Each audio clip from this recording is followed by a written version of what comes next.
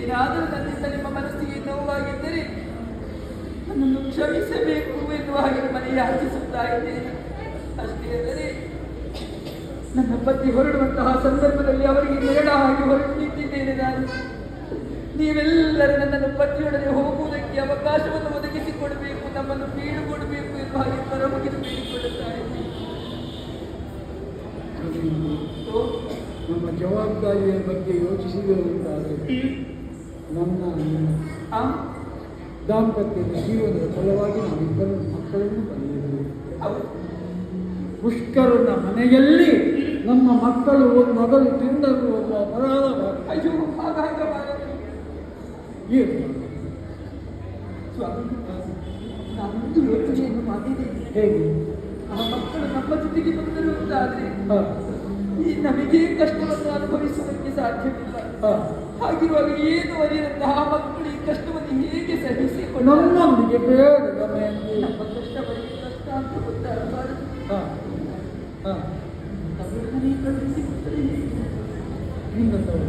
ಹೌದು, ಸರಿಯಾಗಿದೆ. ಮಕ್ಕಳಿಗೆ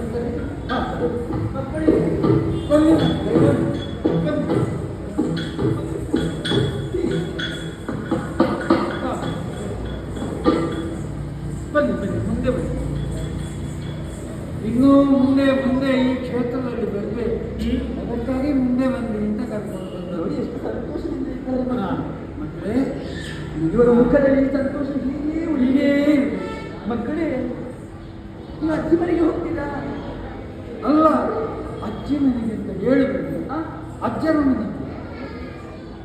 ಅಜ್ಜನ ಮನೆ ಅದು ಒಂದೇ ಅಲ್ವಾ? ಮುಂದಿನ ಅಂದರೆ ಇವನಿಗೂ ಅವಳಿಗೂ ಅಜ್ಜಿಗಿಂತ ಅಜ್ಜ ಪ್ರೀತಿ.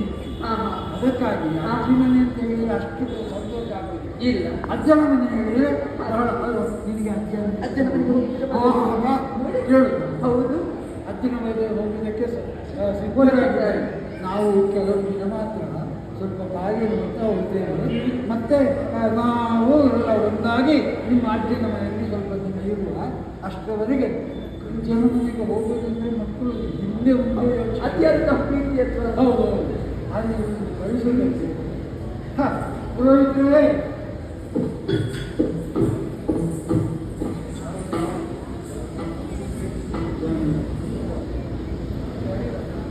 ಬಿಡುಗಡೆಯ ಸಂದರ್ಭದಲ್ಲಿ ಎಷ್ಟೋ ವಿದ್ಯಾರ್ಥಿಗಳು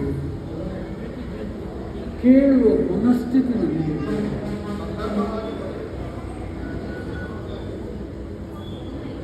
ಯಾಕೆ ಅಂತ ಮಕ್ಕಳು ಇದರಲ್ಲಿ ಮುಂದಿನ ಹಂತಕ್ಕೆ ಹೋಗಿ ಬಿಡುವಂತಹ ಜವಾಬ್ದಾರಿ ನಿಮ್ಮ ಹೆಗಲ ಮೇಲೆ ಹೋಗಿ ಮಕ್ಕಳೇ ಅಜ್ಜನ ಮನೆಯಲ್ಲಿ ಸುಖವಾಗಿ